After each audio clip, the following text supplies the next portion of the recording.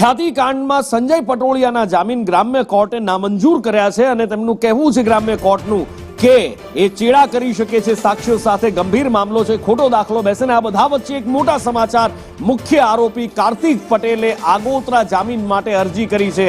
કાર્તિક પટેલ વિદેશમાં ફરાર છે પણ પોતાના જમાઈ મારફતે તેણે આ અરજી કરાવી છે। દિવ્યા ફોનલાઈન પર જોડાયા છે, વધુ વિગતો મેળવીએ। દિવ્યા, નુપુર, ગુજરાત ગ્રામ્ય કોર્ટમાં હવે જામીન મેળવવા માટે ખ્યાતિ હોસ્પિટલના હૃદય ચીરનારા એક બાદ એક તબીબો કોર્ટમાં શરણ લઈ રહ્યા છે। સંજય પટોળિયાના એક તરફ જામીન ફગાવવામાં આવે છે, બીજી તરફ કેસના મુખ્ય આરોપી કાર્તિક પટેલ દ્વારા આગોતરા જામીન અરજી કરવામાં આવે છે, કારણ કે હવે તેમને ખબર પડી ગઈ છે કે એક બાદ એક તેમની ધરપકડ છે તે નક્કી છે, ક્યાંય એ ભાગી નહીં શકે, જેના માટે તેમને ગ્રામ્ય કોર્ટનું શરણ લીધું છે।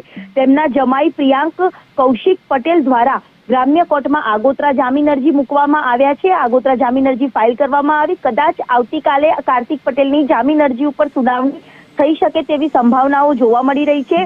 મહત્વનું છે કે તે પોતે નિર્દોષ છે। આ કેસમાં તેને કોઈ પણ પ્રકારની આ ખ્યાતિકાંડમાં ક્યાં બિલ પાસ થયા તેની કોઈ પણ બાબતની ખબર નહોતી, તેવા પ્રકારની પણ અરજીમાં ઉલ્લેખ કરવામાં આવ્યો છે। તેને ખોટી રીતે અન્ય આરોપીઓ દ્વારા ફસાવવામાં આવી રહ્યા હોવાની પણ રજૂઆત છે, જે આગોતરા જામીન અરજીમાં કરવામાં આવી છે। કેસની તપાસમાં સહકાર આપશે તેવી પણ રજૂઆત આગોતરા જામીન અરજીમાં કરવામાં આવી છે। એટલે કે આ તમામ બાહેધરી સાથે આગોતરા જામીન અરજી કુખ્યાત ખ્યાતિ હોસ્પિટલના મુખ્ય આરોપી કાર્તિક પટેલ દ્વારા આગોતરા જામીન અરજી લઈને કોર્ટનું શરણ લેવામાં આવ્યું છે। જી।